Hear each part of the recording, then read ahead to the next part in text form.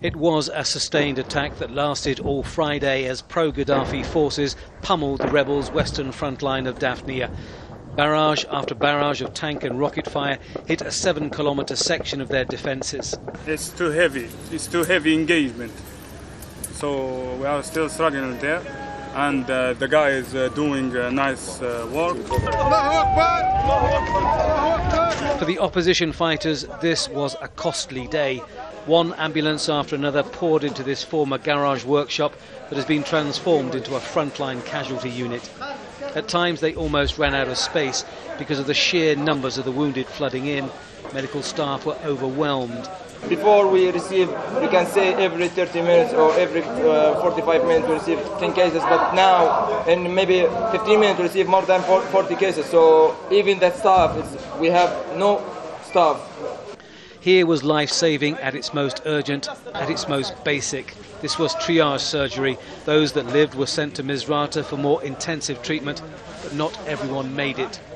For the last 10 minutes, casualty after casualty after casualty is being brought in like this. This whole room is full of wounded fighters. It shows the intensity of the battle, and it also shows the price these people are paying. While we were there, the death toll reached double figures with more than 45 wounded, but the numbers were increasing by the hour.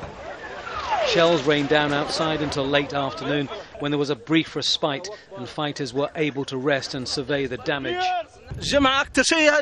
Every Friday it was heavy tank and rocket fire from 5 o'clock in the morning. 5 o'clock in the morning.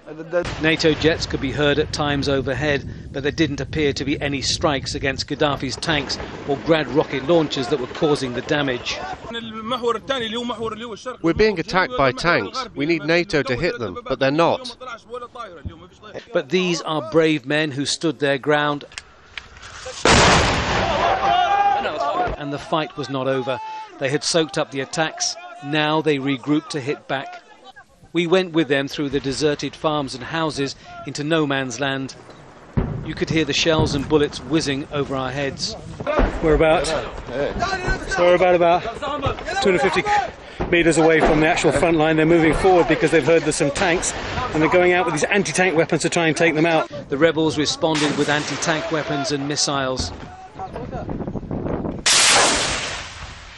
Shouts of Allahu Akbar, a belief in God and their cause. This is the second time in 3 days that pro-Gaddafi forces have launched ferocious attacks around Misurata. There is concern they may try to retake the city.